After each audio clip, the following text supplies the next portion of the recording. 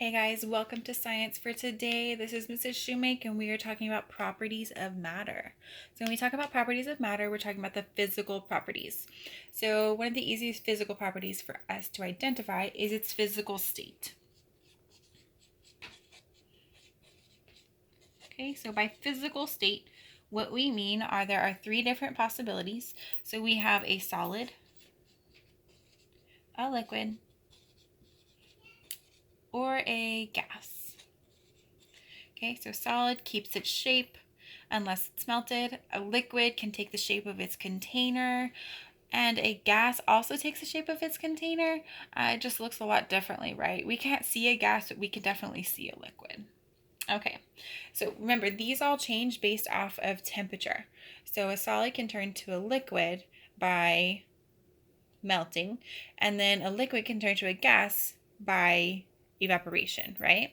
So then a gas can turn to a liquid by condensation, and a liquid can turn to a solid by freezing. Okay, so those are how we would identify by the physical state. What it looks like, is it a solid, a liquid, or a gas?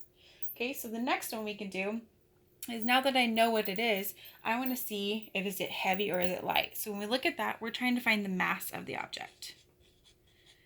Okay, so in finding mass, we are going to use a triple beam balance. So some of us may see a scale, but the actual name of the tool is a triple beam balance that we use in the science lab. And we're going to measure that in grams. Okay, so this is going to tell us, is it heavy, is it light, what does it feel like when we try to hold it up, right? Is it going to pull my hand down, or is it kind of light and I can pick it up really high? So physical state, mass. The next one would be volume. Okay, so we talk about volume in math, but for this volume, the way we're going to measure is we put it in a graduated cylinder or a beaker.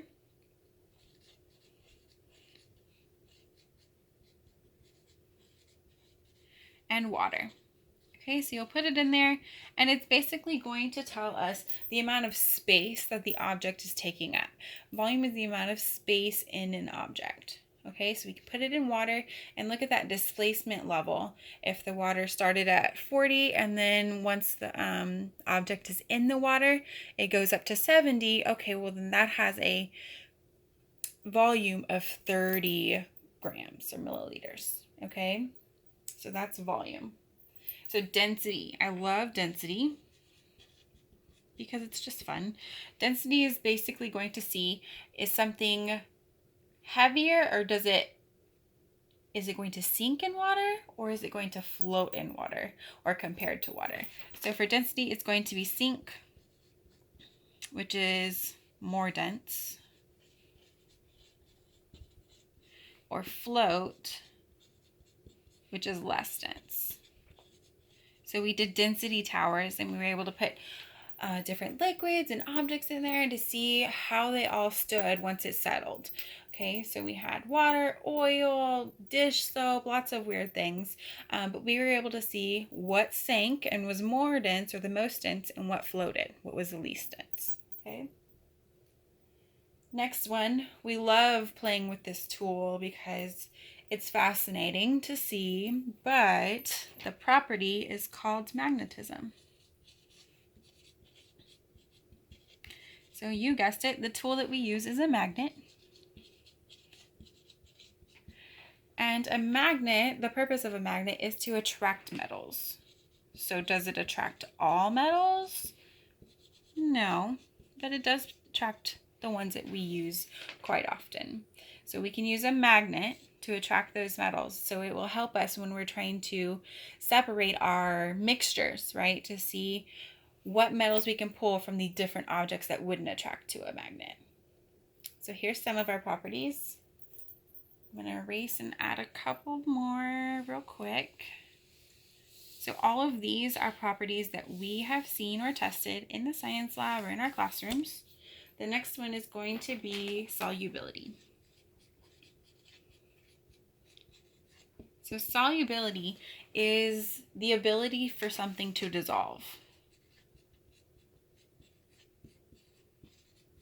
Okay, so we look at solubility when we're trying to figure out whether something is a mixture or a solution. So remember, solutions are able to dissolve. And then we have conductor and insulator.